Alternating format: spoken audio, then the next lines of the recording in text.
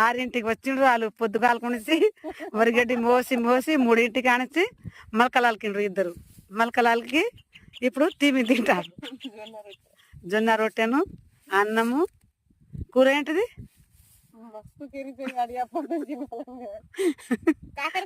కాకరకాయ కూర. మీది? పని చేసి అన్నం తింటుంటే పక్క నుండి మామయ్య ఏదో ఒక జోక్స్ చెప్తున్నాడు. ఆ జోక్స్ వింటా అంటే ఇక నవ్వబుద్ధి అవుతుంది. ఫుల్గా నవ్వుకుంటూ అయితే అన్నం తిన్నాం.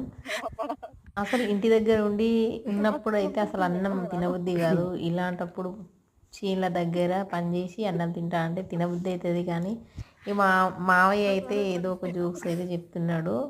ఆ జోక్స్ వింటా అంటే నవ్వు అయితే అసలు ఆగలేకపోతుంది. అంతగనంగా అయితే బాగా నవ్వినాం.